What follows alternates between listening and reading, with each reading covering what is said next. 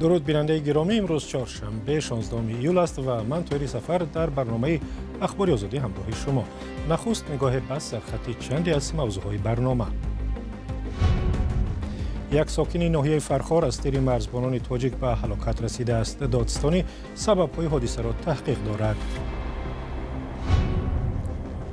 دومای دولتی روسیه طرح دو قانون به ضد مهاجران را رد کرد، ولی اجازه داد برای پتنت و ثبت در جای اقامت از آنها پول بیشتر بگیرند. برای دادن نسخه پتنت ثبت نام شهروند خارجی در جای اقامت باج گرفته می شود.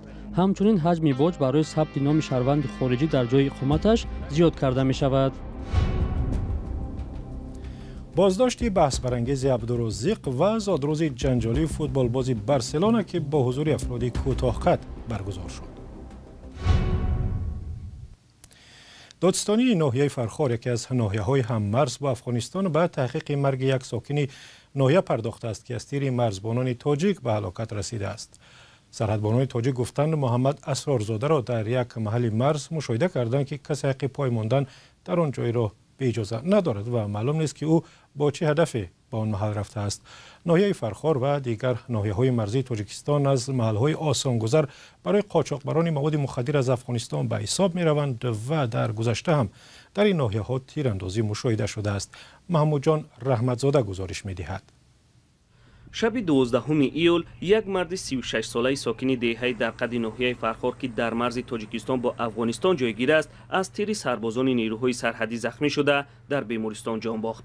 با اطلاع یک منبع رادیوی آزادی در ریاست نیروهای مرزبانی ولایت ختلان، محمد اسرارزاده تلاش کرده است سیمخوار مرزی را عبور نموده به لب دریای پنج برسد. منبع میگوید او به امر بازدیدی سربازان اطاعت نکرده است و در نتیجه تیر خورده زخمی شده است. نریاد سرحدی وقت غیر قانونی گذشتن سرحد را آشکار میکنند، امر میدهند که ایستد، اما حادثه که شب شده بوده است فرار میکند و به امر اطاعت نمیکند و او را زخمی میکنند و در جای حادثه بازداشت کرده و بیمارستان انتقال میدهند و سحر در همان بیمارستان جان میدهد، گفت منبع. هنوز معلوم نیست که در بدن اسرارزاده مواد مخدر یا دیگر اشیاء غیرقانونی یافت شده است یا نه. با گفته منبع، حادثه را حالا دادستانی تحقیق دارد. این اولین حالت نیست که ساکنان منطقه های نزد مرزی هنگام عبور غیرقانونی سرحد از تیر مرزبانان جان می‌بازند و یا دستگیر می‌شوند. یک ساکن دهه در قد که محمد اسرارزاده را می‌شناخت گفت که فقط در روز جنازه او فهمیدند که او در مرز کشته شده است. مقامات در 2 ماه اخیر از آشکار و مصادره صدها کیلو مواد مخدر در منطقه های مرزی ختلان خبر دادند. روز 24 ایون مقامات تاجیکستان توسط رسانه‌های دولتی اطلاع دادند که در مرز ناحیه همدان یک گروه 4 نفره شهروندان افغانستان قصد داشتند سرحد را عبور کنند. با گفته منبع، آنها به فرمان سربازان اطاعت نکرده به طرف آنها تیر کشیده اند. در نتیجه درگیری یک قاچاقبر با نام محمد هاشم میرکبری 50 ساله کشته شده است. مرزبانان تاجیک از جای حادثه 71 کیلو مواد مخدر و یک چند سلاح آتشفشان را مصادره کردند. یک روز پیش از این حادثه مقامات قدرتی اطلاع دادند که شراف‌الدین ظریفوف ساکن دهه پنجابی ناحیه همدانی را بازداشت نمودند و از ماشینش 90 کیلوگرم مواد مخدر دریافت کردند. با گفته این مقامات، این مواد مخدر را از افغانستان قاچاق کردند. حالا خط سرحد را در ناحیه فرخار و همدانی سیمخوار جدا می‌کند، اما طبق قانونگذاری عبور از سیمخوار بدون اجازه سرحدبانان منع است. مقامات میگوید عبور غیرقانونی از سیمخوار همچون شکستن مرز ارزیابی می شود و هر نفری که امر سربازان را اطاعت نمی کند می تواند طبق قانون مجازات شود. حالا با گفته مقامات مرزبانی، مرز تاجیکستان افغانستان زیر نظارت دائمی است و برای پیشگیری قاچاق و عبور غیرقانونی دیدبانگاه‌های نو ساخته شده‌اند. در دومای دولتی روسیه دیروز طرح 2 قانون را رد کردند که در صورت قبول احوال مهاجران کاری را در این کشور باز هم بدتر می ساخت. این زمان طرح یک سند قبول شد که خرج مهاجران کاری را برای گرفتن پتنت و ثبت در جای اقامتشان زیاد می کند. همکاران ما بعد از تماشای جلسه دومای دولتی گزارش را آماده کردند که آن را همکارم مولا رجب یوسفی تقدیم می کند. وکیلان مردمی روسیه طرح دو قانون را قبول نکردند که مؤلفانش اعضای حزب لیبرال دموکرات یکی از احزاب مهاجر ستیز بودند. در جلسه دومای دولتی در روز 15 ایول سرگئی لیئونوف معاون رئیس حزب طرح دو سند را معرفی کرد که به باور او بلاهایی را که مهاجران به سر مردم روسیه می‌آورند کم می‌کند.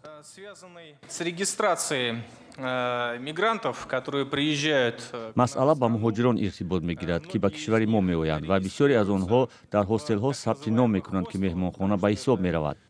در آنجا یک سال یا بیشتر از آن زندگی میکنند و راستی برای مردم محلی این هاستل ها دردسر و مصیبت زیاد میآورند. برای همین ما پیشنهاد میکنیم که ثبت جای اقامت در هاستل ها فقط تا یک ماه باشد.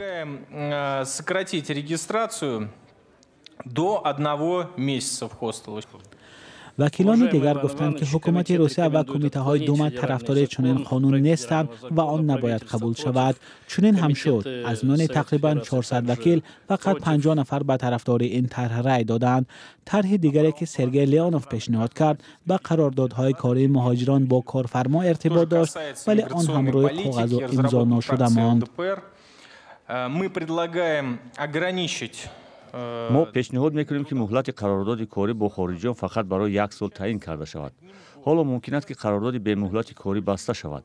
به نظر ما یک سال کافی است که مهاجر عهدهداری‌های کاریش را اجرا کرده به وطنش برگردد و اگر قرارداد تمام شد باید قرارداد نو بندد. اگر این کار را نکرد بر اساس قانون‌های روسیه باید در مدت 15 روز از کشور رانده شود. به نظر ما این تدبیر در عموم نظارت بر مهاجران و آمدگان را سخت‌تر و سیاست مهاجرت را بهتر می‌کند.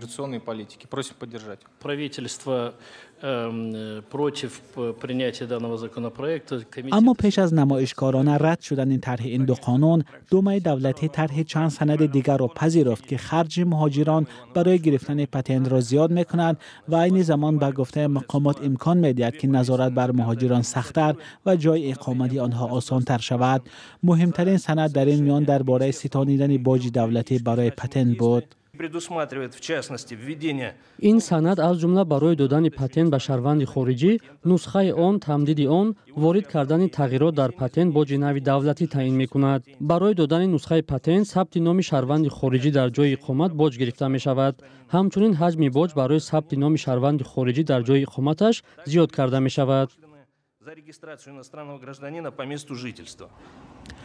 در صورت حکم اجرا گرفتن قانون از روز 1 سپتامبر امسال مهاجران کاری برای گرفتن پتنت و یا تمدید آن 4200 روبل علاوگی می‌سپارند. در صورت دراز کردن مهلت اجازتنامه برای کار هم عین پول را باید پردازند و اگر می‌خواهند نسخه پتنت و یا اجازه برای کار بگیرند 2100 روبل دیگر باج دولتی می‌سپارند. وزارت مالیه روسیه حساب کرده است که تعیین باج نو برای مهاجران کاری به بودجه دولت 17 میلیارد روبل درآمد اضافه می‌آورد. وکیلان مردمی روسیه در این جلسه گفتند در کشور بیشتر از 6 میلیون مهاجر کاری ثبت شده است و تقریباً 700,000 نفر آنها غیر قانونی هستند. در مدت نیم سال سپری شده در بسیاری از جلسه‌های دومای دولتی مسئله مهاجرت را پیوسته در میان گذاشته بحث زیاد می‌کردند و در سرخط خبرهای روسیه قرار می‌گرفتند. حامیان حقوق می‌گویند که هر زمان که مشکلات داخلی روسیه زیاد می‌شود، قیمت‌ها مردم را به تنگ می‌آورند. وکیلان و مقامات برقصانه مسئله مهاجرت را داغ می‌کنند تا افکار مردم ناراضی را به دیگر سمت برند.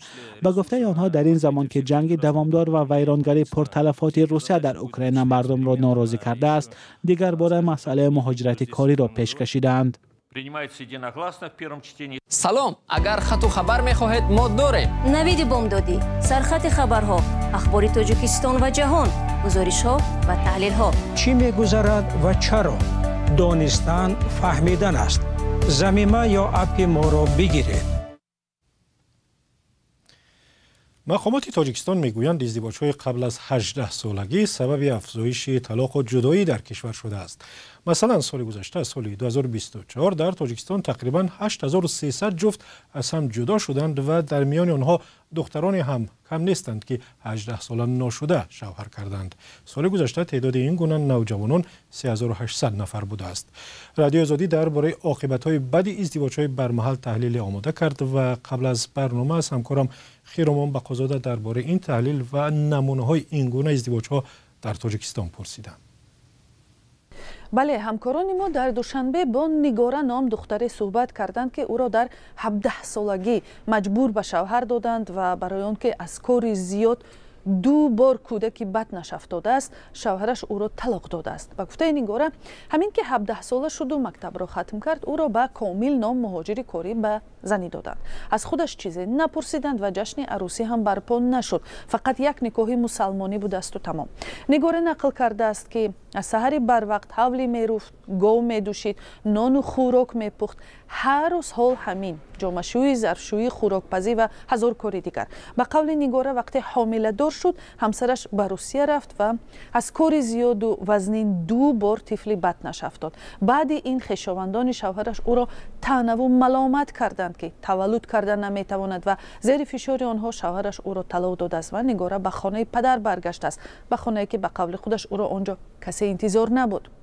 از قرقیزستان هم سرنوشت اصل نام دختری 17 ساله را آوردیم که او را به یک مرد 9 سال بزرگتر از او به شوهر دادند. اصل میگوید والدانش هم بعد از دزدیدن او از کوچه هیچ مقاومتی نکردند و از روی رسم قدیمی عروس ربایی او را با الشاد خانه‌دار کردند. اصل میگوید تمام آرزوهایش برباد رفت.